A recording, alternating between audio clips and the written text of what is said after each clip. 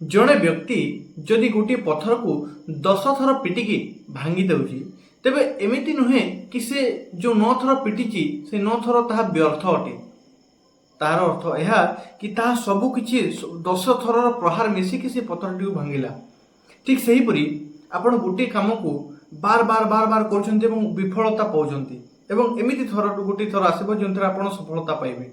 तो एमिति नुहे कि एबे जो प्रयास करछन्ते बार बार पुणी भांगी पड़ुछन्ते पुणी उठिकी परिश्रम करछन्ते ताहा व्यर्थ अटे। एही समय ही आगो आपनको सफलता आड़को नहीं जाव।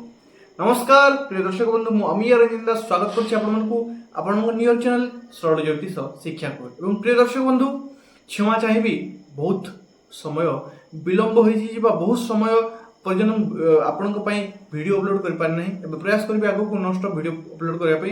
एवं आजिकार वीडियो आप आजिकार टॉपिक आजिकार विषय ठीक सेमिति ही महत्वपूर्ण नहीं के आसी।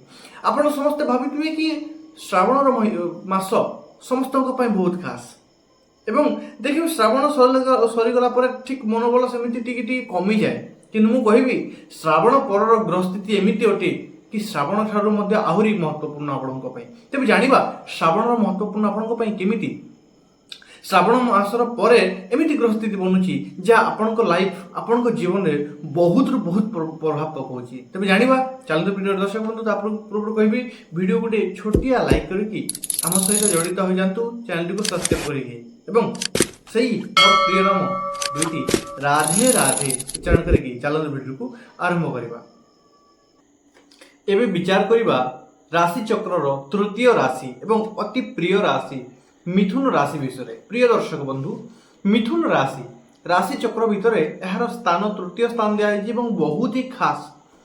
तेज जाना चलतु प्रिय दर्शक बंधु, आप राशि चक्र ग्रहंकर अवस्थान देखिपे। यह ग्रहंकर पोजिशन एवं तृतीय 3 सेप्टेम्बर शुक्र तुला राशि को, 8 सेप्टेम्बर बुध कन्या राशि को एवं आउ दुईटी ग्रह 19 सेप्टेम्बर मंगल ग्रह कर्कट राशि को एवं 17 सेप्टेम्बर रवि कन्या राशि को परिवर्तन होगा जाऊँच। तेज यही 4टी पोजिशन यही ग्रह स्थिति आपंक बहुत ही खास।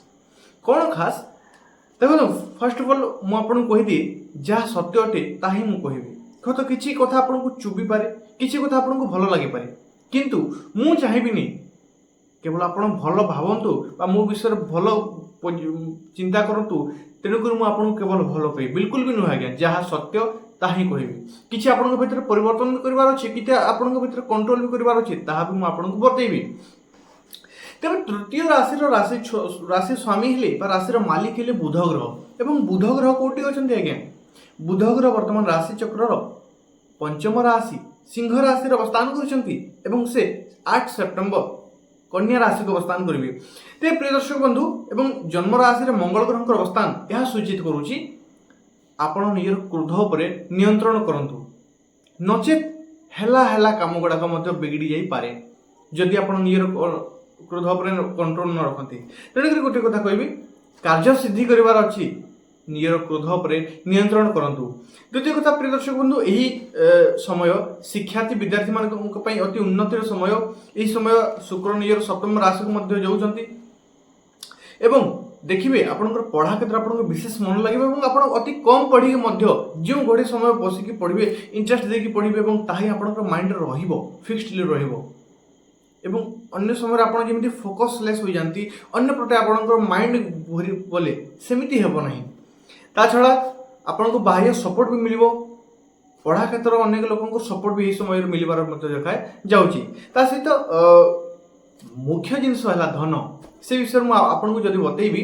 यही समय जेहेतु द्वितीय भाव देखु बृहस्पति अवस्थान कर से जगह मंगल जाऊँच। मंगल जिते जी नीच भंग राजयोग निर्माण हो आज्ञा। नीच भंग राजयोग गोटे शुभ योग अटे एवं धन भाव सेविंग घर से योग बनुवार कौन तार उद्देश्य कौन रही योग कौन फल प्रदान कर योग द्वारा आपंकर फसी रही अनेक दिन धरी फसी रही धन कई टंका नहीं फेरबार ना धरू ना एमती भी लोक अनेक था फसई देकी आप मीठा कथार आपको ये करके टंका मागी नि किंतु फेरैला बेले से फेराती ना एमती किसी होइछि ଆପଣଙ୍କ ଠାରୁ ଅନେକ ଟଙ୍କା କିଛି ଯାଇ ଲୋକେ ନେଇଛନ୍ତି କିନ୍ତୁ ଫେରୁନାହାନ୍ତି, ଚିନ୍ତା କରନ୍ତୁ ନାହିଁ। ଏହି ସମୟ ସେଇ ନୀଚଭଙ୍ଗ ରାଜଯୋଗର ସମୟ। ନିଶ୍ଚୟ ଆପଣଙ୍କ ଟଙ୍କା ଆପଣଙ୍କ ପାଖକୁ ପୁଣି ଥରେ ଫେରିଆସିବ। ହଁ, ଆପଣଙ୍କୁ କିଛି ଟିକେ ଆର୍ଗ୍ୟୁମେଣ୍ଟ କରିବାକୁ ପଡ଼ିବ। ଏବଂ ଗୋଟେ କଥା ଧ୍ୟାନ ରଖନ୍ତୁ, ଅନେକ କାମ ନହେଲା ଭଳିଆ ଲାଗିବ, କିନ୍ତୁ ଲାଷ୍ଟ ପଏଣ୍ଟରେ ଆପଣଙ୍କର କାମ ସିଦ୍ଧି ହୋଇଯିବ। ତାହା ମୁଁ ଯୋଗ ଦେଖିବା ପାଇଁ ପାଉଛି। ପ୍ରିୟ ଦର୍ଶକ ବନ୍ଧୁ, ବର୍ତ୍ତମାନ ବିଚାର କରିବା ପ୍ରେମ ପ୍ରଣୟର ବିଷୟ। ପଞ୍ଚମ ଭାବରେ ଦେଖାଯାଏ ପ୍ରେମ ପ୍ରଣୟ, ଏବଂ ସେଇ ପଞ୍ଚମ ଭାବରେ ଯେତେବେଳେ ଶୁକ୍ର ନିଜର 16 ରାଶିକୁ ଯାଉଛନ୍ତି ଏବଂ ପ୍ରେମର କାରକ ଗ୍ରହ ଶୁକ୍ର, ସୌନ୍ଦର୍ଯ୍ୟର କାରକ ଗ୍ରହ ଶୁକ୍ର ଗୋଟେ ଜିନିଷ ନିଶ୍ଚୟ ସୂଚିତ କରୁଛନ୍ତି, ଆପଣଙ୍କର ପ୍ରେମ ପ୍ରସଙ୍ଗ ଯଦି ବିଗିଡ଼ିକି ଅଛି, ଉଲଝିକି ଅଛି, ତେବେ ଏହି ସମୟ ତାହା ସବୁ ସୁଲଝିଯିବ, ଅର୍ଥାତ୍ ସମାଧାନ ହେବ ଏବଂ ଆପଣଙ୍କର ପ୍ରେମମୟ ଜୀବନ ଆପଣଙ୍କୁ ମଧୁର୍ଯ୍ୟପୂର୍ଣ୍ଣ ଲାଗିବ।